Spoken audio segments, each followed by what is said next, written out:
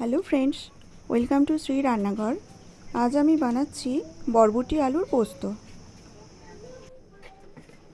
আমি আলু আর বরবটি ছোট ছোট করে কেটে নিয়েছি।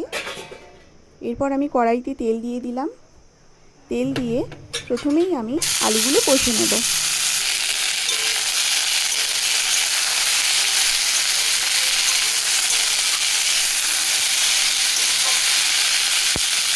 বেশ কিছুক্ষণ ধরে আলুগুলো আমি কষে নিচ্ছি। এরপর আমি দিয়ে দেবো পরিমাণ মতো নুন আর পরিমাণ মতো হলুদ গুঁড়ো।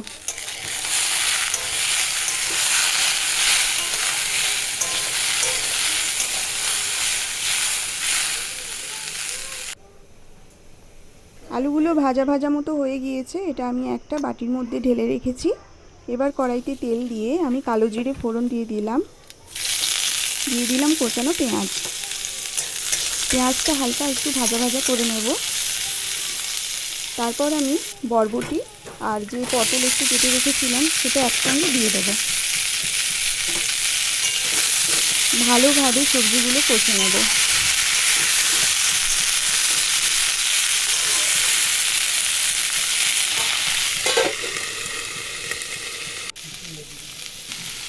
সবজিগুলো কষানো হয়ে গিয়েছে। এবার আমি দিয়ে দেবো পরিমাণ মতো নুন আর হলুদ।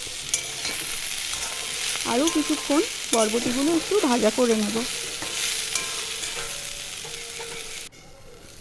বরবটিগুলো একদমই ভাজা হয়ে গিয়েছে। একটা কাঁচা লঙ্কা দিয়ে দিচ্ছি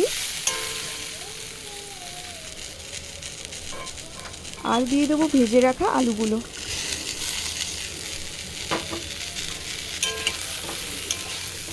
সবজিটা ভালোভাবে একসঙ্গে মিশিয়ে নেব।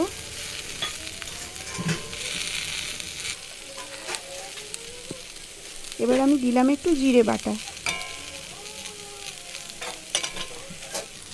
আর এটা পোস্ত লঙ্কা বাটা, এটাও আমি দিয়ে দেবো। মশলা দেওয়ার পর 2 মিনিট ধরে আমি ভালো করে সবজিটা মশলার সাথে কষিয়ে নেব।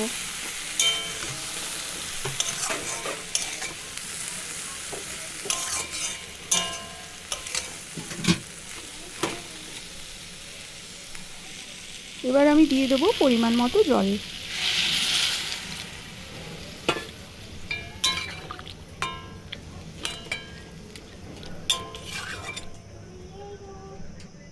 সামান্য একটু নুন লাগবে, তাই আমি একটু নুন দিয়ে দিচ্ছি। এবার আমি ঢাকা দিয়ে ঝোলটা ফুটিয়ে নেব যতক্ষণ না আলু ভালোভাবে সেদ্ধ হয়।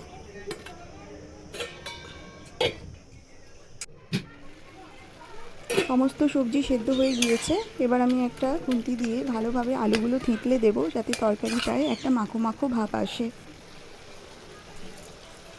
সামান্য একটু ওপর থেকে চিনি ছড়িয়ে দিলাম। এরপর আমি এটা একটা পাত্রের মধ্যে ঢেলে নেব।